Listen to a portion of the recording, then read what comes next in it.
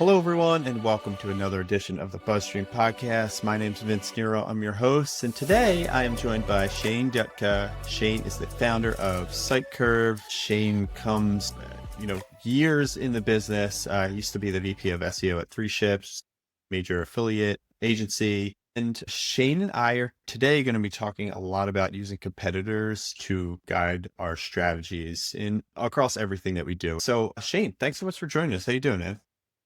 Good. Yeah. Thanks for the invite. Thanks for having me on and ready to talk about affiliate and link building and all of that goes along with that. Before we get into this, I just want to remind everybody to like and subscribe. The more that you share this stuff with your colleagues and interact with it, engage with it, the more I can have all great guests like Shane. But let's get into it. Yeah, it's pretty wild too.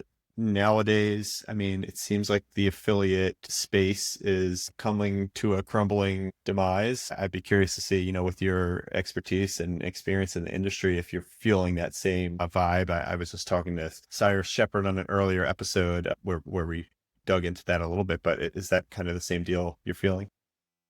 Yeah, it depends on where you look. I'd say, the traditional niche affiliate site play that has been so profitable for so many years is definitely like on its way out, though there are still some that remain. And yeah, I'm still in the affiliate game, just different in a different way. And that's kind of why I built SiteCurve. I know we'll talk about this a bit later, but how I operate in the SEO space and how I've operated in the past is I always kind of ping off of who's winning and losing in SEO and like just do what the winners are doing and like learn from the losers. And SiteCurve basically just tracks all the competitors in a given space based on keywords.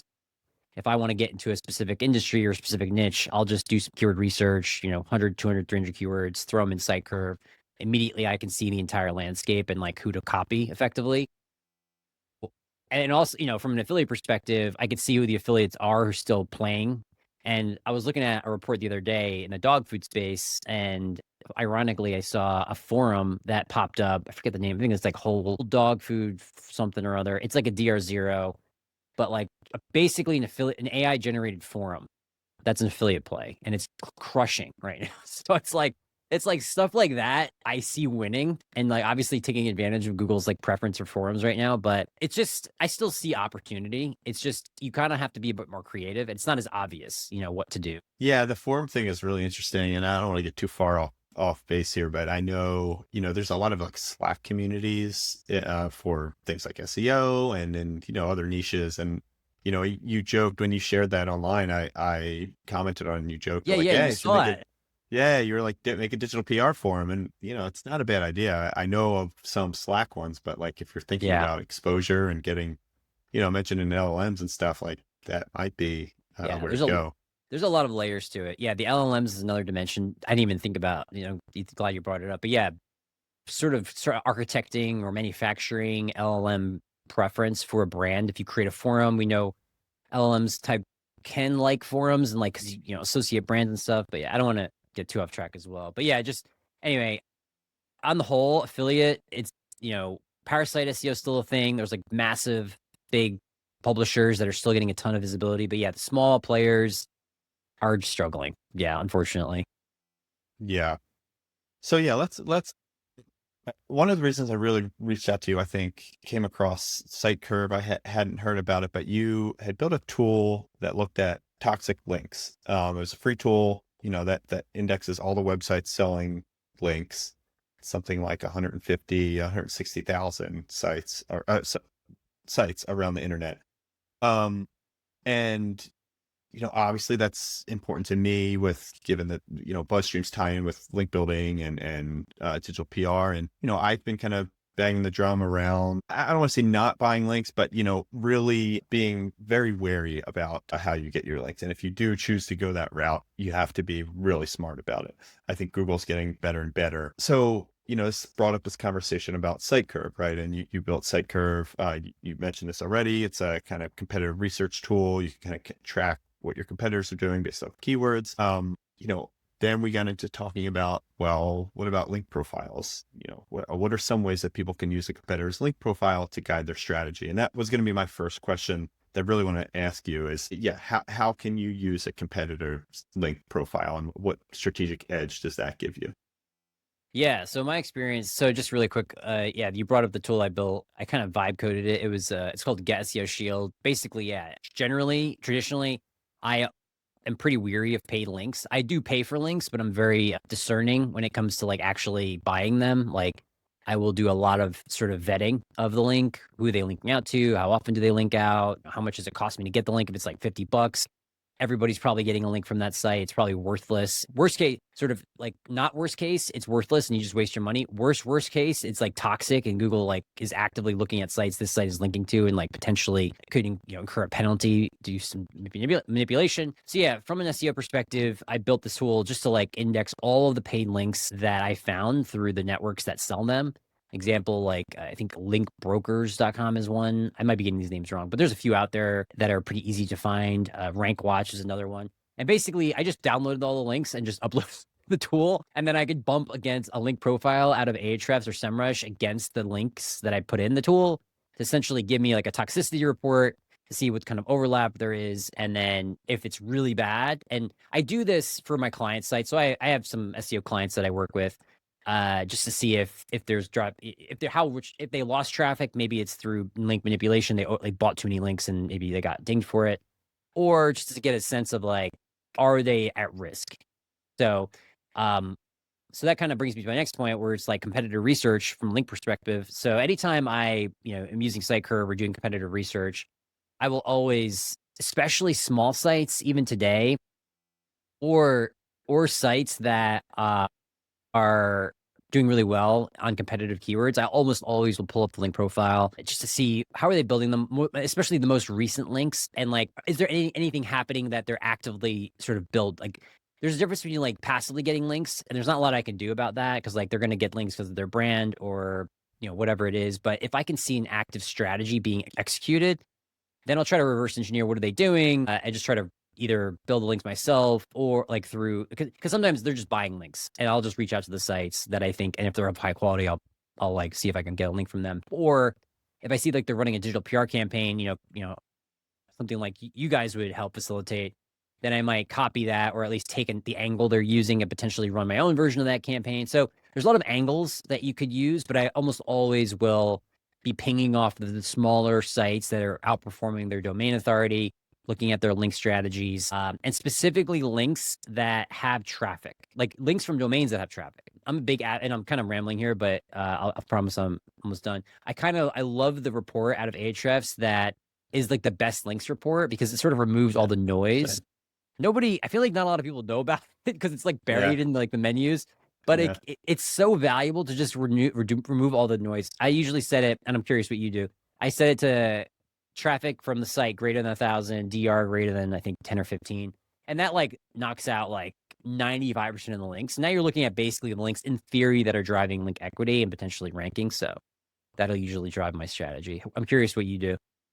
Yeah, I mean, I go much more aggressive than that sometimes. And I did a small study, and it's probably a good reminder. I need to build this out a little bit more. I'd like to see it across different industries, but I looked at something like 65, 75, sometimes, and above like 10,000, sometimes 20,000 to really understand. I mean, for me, these days, when you talk about digital PR, it's going to be like those high-end news sites. So I think you got to go that route if you want to start to figure out if someone's doing digital PR. I think that's probably a better threshold to put. But yeah, I mean, either way, that tool is really powerful. And it gets back to what you're saying of like, not all links are equal. And although none of that takes into consideration stuff like relevancy, like where they're getting links from, I think that, the traffic and DR, although they can be manipulated, like the higher you set them, the closer you're going to get, at least directionally. Right. Right. Yeah. Yeah. Yeah. It depends on your goals. Like, what are you trying to learn? Like, for me, I just want to know all the links that have any value. If you're like specifically trying to like see who are the biggest sites, obviously, yeah, setting the DR threshold a bit higher will give you that. So yeah, that makes total sense. Very cool. Can I ask that? A kind of follow up is, for people who do, or, your clients that you do recognize have a lot of these kind of toxic links. I had read on, I think it was an Ahrefs study that said, they disavowed a ton of these links and it didn't really do anything. So what can somebody do? Is it just kind of a sunk cost at this point? You just kind of got to outperform the crappy links with better links?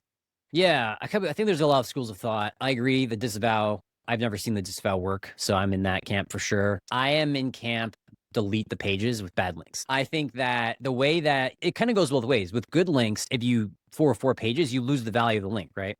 So why not? Why does that same logic not apply for toxic links? So, and again, defining toxic as links that are linking out to gambling sites or linking out a lot. There's a site that I sort of meme at this point, it's called Optimistic Mommy.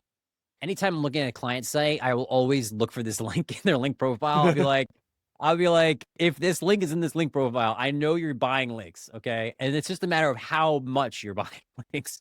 And then I also look at the sites that site is linking to, because if Optimistic Mommy is linking to sites, that the sites that Optimistic Mommy is linking to are also in theory toxic, because they're like, it's like a giant network, right? It's like a neighborhood, as Google would say. Again, some people are like, oh, take off your tinfoil hat or whatever. I do believe it's pretty easy for Google to sort of see patterns of, if you look at Optimistic Mommy, I'm just going to poke at them for a second.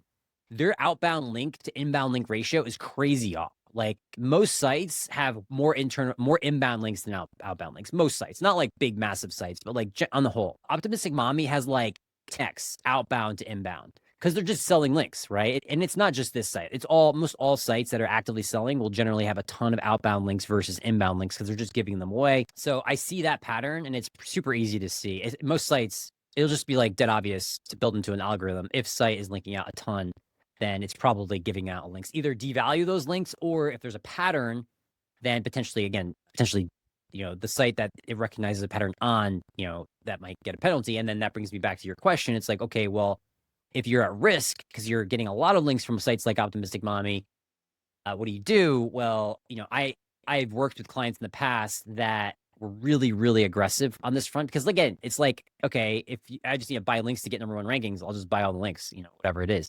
People think that way, and then they still do. And then again, it still can work, but it's like you have to be discerning about the links. But if you are in a position where you feel like you're at risk, or maybe you lost rankings and you don't really know what else to do, and you've bought all links in the past, this could be something you would do. And again, all I would do, the play here is pretty simple. It's like, identify the pages with lots of toxic links that are paid for. And if you ran the site, you just know what those are inherently because you bought them. But if you don't know, then you could use my tool like Get SEO Shield, which is free. I don't really, charge for it because it's a pretty basic tool. And then it'll basically just tell you the pages that have a lot of paid links on them. And then what I would do is literally just delete the page. And then in theory, they'll break the link between the toxic links in your site. Now, it's not an overnight strategy here.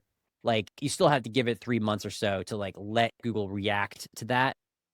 And I've seen in the past with clients that we've done that and it has worked. Now, of course, we do other things. It's not the only thing. I can't say with 100% certainty this will fix a site that has been penalized.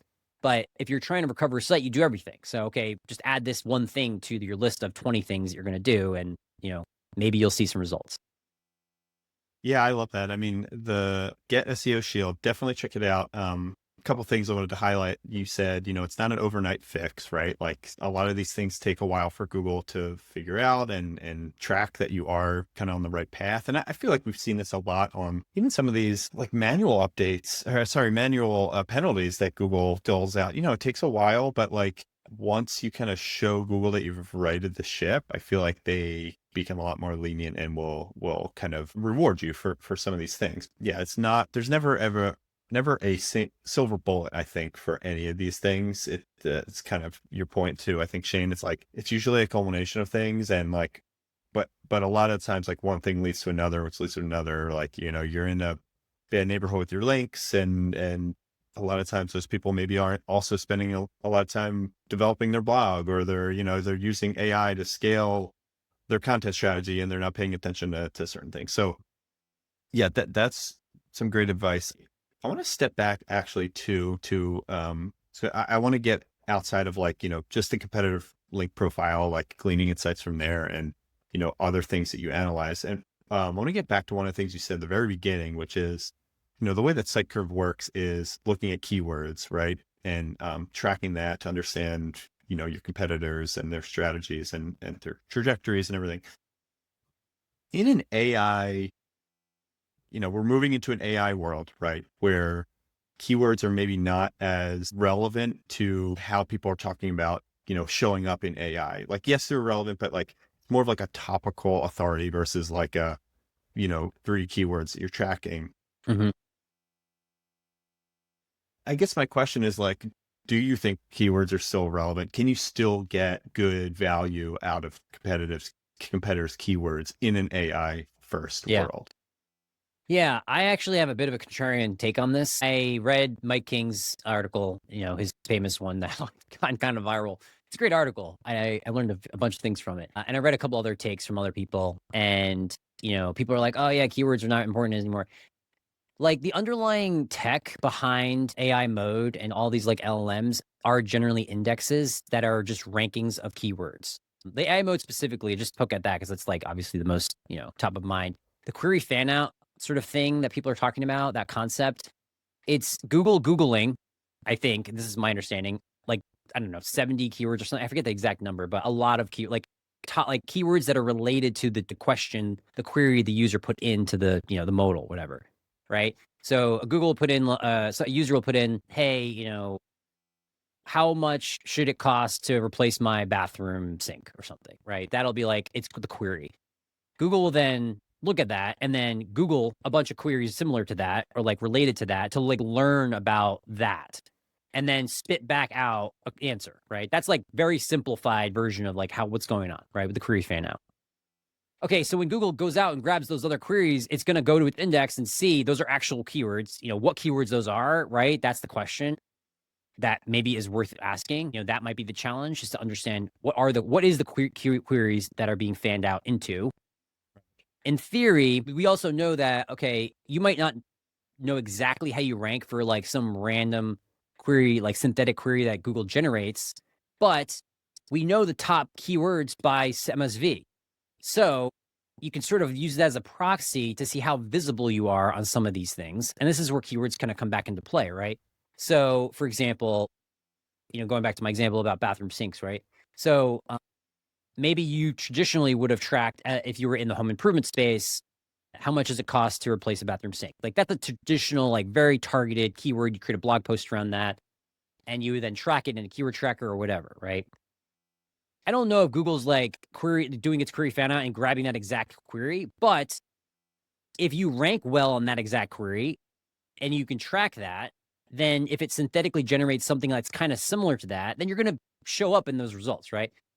It's not going to be as accurate because you don't know exactly what query, and maybe the results of that query is going to be different than the exact how much is a cost to replace a sink, whatever, in the bathroom. But my point is, keywords are still important, and until I don't think there's at least right now, there's no tech that I can think of that replaces keyword tracking, and I think it still serves as a really important proxy for how you're doing visibility wise. And then okay, if somebody Googles or puts in a query into an LLM or an AI mode, what are the chances you're going to show up, right? And then you use that as data to benchmark. So anyway, that's my like contrarian take. I don't know how contrarian that is. I feel like some people agree with that.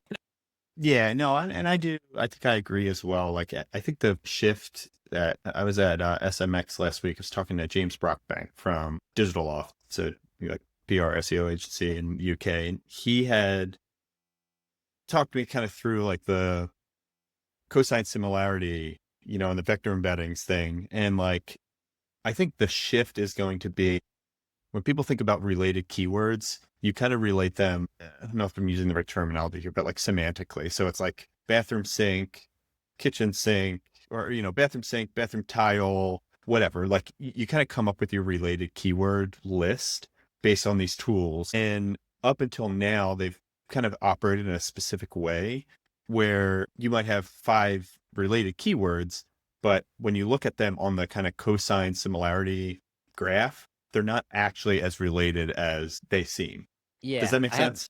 I do. Yeah. So the way I interpret that is that you subjectively think they're related, but mathematically they're not, right? Yeah, exactly. So I think honestly, the mathematics make doing the keyword tracking more accurate. Like basically previously you just subjectively look at a list of keywords like these are similar, these are similar, these are similar, right? Like that's like old way. New way, use like the mathematics, which we probably should have been using all along, honestly. I feel like that tech has been around. It's just now getting more popular. And my view is, okay, use the tech, use the, vector store, vector database to like group up keywords that are, similar mathematically, then just throw those in a freaking keyword tracker and or in a site curve and do your competitive research. Will it be the exact rankings that show up in an AI response? Probably not, but you at least will know visibility, like benchmark visibility, right? Based on those keywords. So again, that's my take. I think that everything people are saying, I think it all makes sense. And I think there's probably a tool that doesn't exist today that should exist that does the AI response tracking in a more robust way, whatever it has to be. But I think sometimes people get over tool happy or whatever. Like they just want tools for tools' sake. I think in some cases, just a keyword tracker will do the job. You know what I mean? So anyway, I can be on my soapbox all day about this. People are trying to just get up in arms about all this change, and they want to post their LinkedIn post and get tons of likes and shares with some I don't know, new novel thought because of the change that we're in. You know what I mean? So, and it's I mean, admittedly, because there's so much change, people are really receptive to new ideas and stuff. Yeah.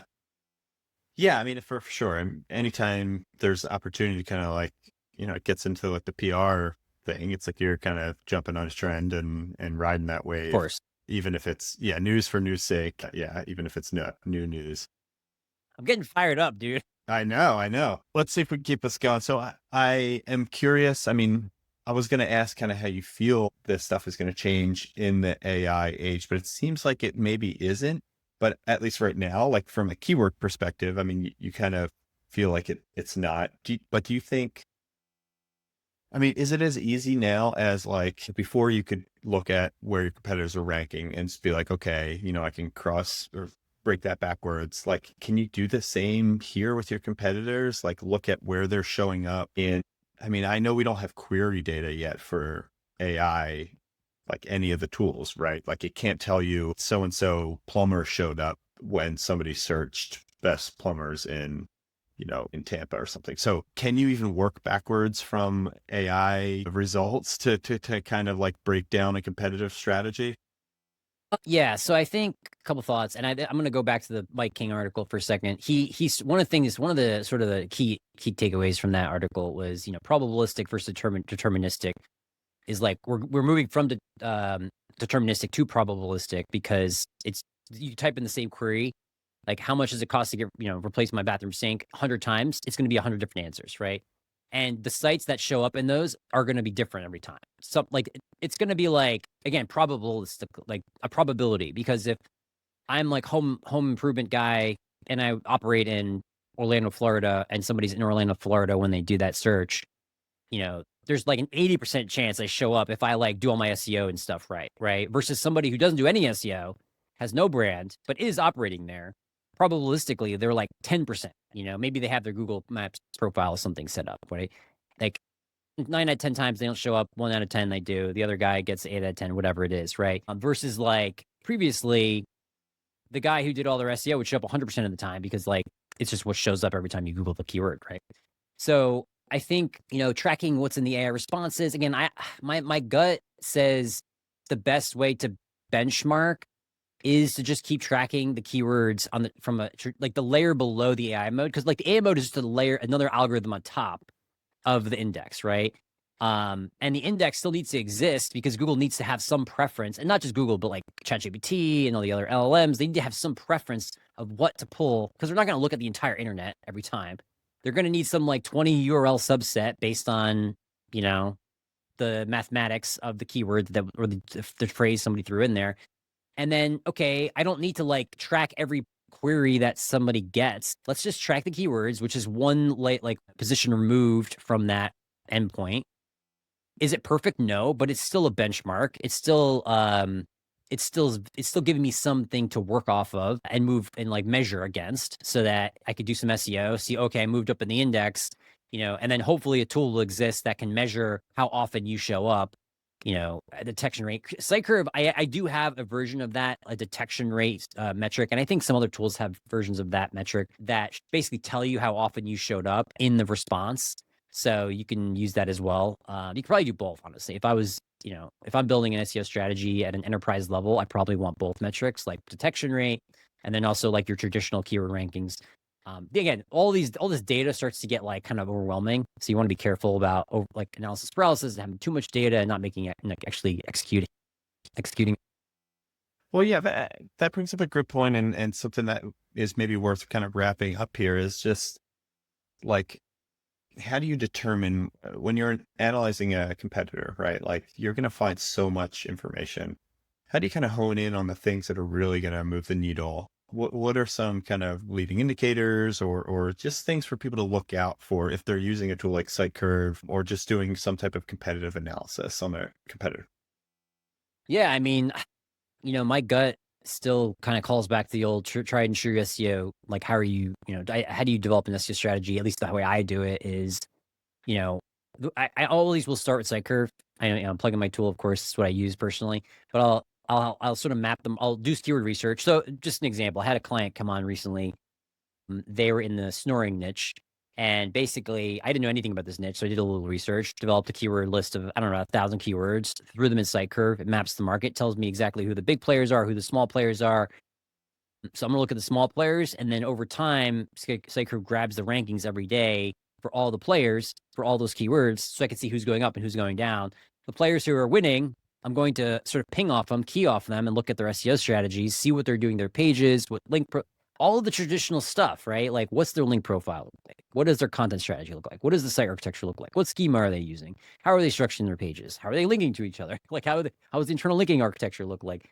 These are all traditional SEO things that people have always been doing. And we know that Google's still going to care about that stuff. LLM still needs structured data. And like, there's some takes on like paragraph indexing and stuff. Yeah. Like, you're always just going to like go back to who's winning and just see how they're structuring their pages. Okay. They're writing their paragraphs this way. I'm going to write my paragraph that way. If that's what LLMs are picking up and like, okay, LLM liked the way that's written better than what I had. I know that because I'm tracking who's winning and who's losing. Again, SiteCurve does that. I'll just write my paragraphs that way, right? And that's, collecting data, of course. So I think like it's going to be a mixture of old stuff that we used to do, we always done as SEOs, going back to, the BuzzStream way, digital PR, building links. I'm going to look at link profiles, want to see what are they doing, try to recreate that, create newsworthy stuff, get mentions, right? There's just new, like, I would say new KPIs, how many unlinked mentions am I getting? How many posts, if I'm in a brand, how many roundup affiliate posts am I included on? And I think there's a new metric that actually really like, I can't remember exactly how it was articulated, but it's like how often you're found on just the internet. I'm not saying it right, but it's like just visibility, I guess, just like brand visibility. And like that's in theory going to like get added into an LLM as it like does its training data and looks at pages. It's going to see your brand associated with other brands that are in your space and like more likely to pick you up, etc. So I think that kind of metric is important. So yeah, there's like new KPIs to include in our reporting and thinking. But I think how to optimize and how to stay ahead of the curve, I think it's traditional SEO stuff we've always done, So I don't think it's going to get, maybe some new schema, new ways of writing, but I think traditionally it's going to be a lot of the same. Yeah, I mean, that's great news too for I think a lot of people who are maybe really sweating all the change right now. And you're seeing that a lot. OSU is good, whatever. But, even in the grand scheme of things, it's like take a step back, trust your gut. I feel like at the end of the day, like Google is optimizing. They're not going to optimize a brand new tool to show crap, right? Like they're going to optimize it to show good content. So like, trust your gut with some of this stuff, I think is what I'm also hearing. One more thing before we wrap. You mentioned SEO dead, that whole notion around that. And like I had a call yesterday with somebody, big brand, and we're talking about the massive reduction in clicks. And there's so many articles coming out. Oh my God, impressions up. It's like the great reckoning Divergence or something. The divergence. Yeah, that's the word. It's the divergence. Yeah. Impressions up, clicks down. Yeah. Totally true. Totally happening. It sucks, right? Yeah. We want more clicks. Great. But, and this is again, maybe a contrarian take, maybe not, but the conversion rates are going to skyrocket. The clicks that you are going to get are going to be 10 times more valuable. I think I read a Patrick Stocks article on Ahrefs. I don't know if you saw that, but they were measuring, they said that, I think the traffic they're getting from ChatGPT to Ahrefs, and it goes to their homepage generally based on the responses, but it was like, I don't want to misremember, but it was like at least 10x the conversion rate, might even 12x the conversion rate of traditional organic traffic. They're getting a lot less of it, but when it comes, it's like converting a lot more, like a lot, like multiple, like an order of magnitude more than, traditional organic search traffic. And that's That says a lot, So basically, if you're a publisher and you're like, we want to play the SEO game, and I'm sure you're thinking about this too for BuzzStream, we have to make sure our pages are optimized to convert, man, because they're going to get less traffic. It's going to be super high intent, but every single click you get, you have to be ready to capture that intent. And if you're not, you're not going to have the benefit of having thousands of clicks that you can just kind of like, whatever, like throw a big net and you'll get some people.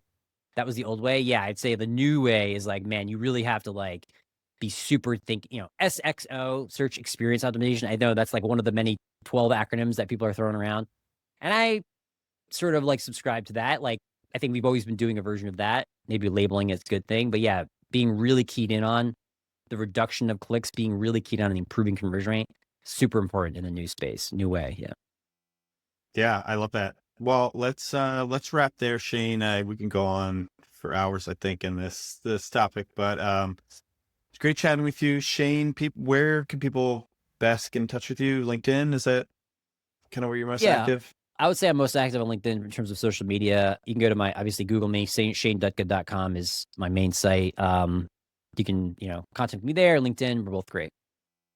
Yeah, and definitely check out SiteCurve. And Get SEO Shield is the kind of free link tool if you're interested in that. I want to remind people, like and subscribe, share this kind of stuff. I'm sure Shane would be more than happy to answer any questions you have about any of this stuff. So leave a message in the comments, either you want to post this on LinkedIn or YouTube, Spotify, any of those platforms. Thanks so much, Shane, for coming, and good luck out there, everybody.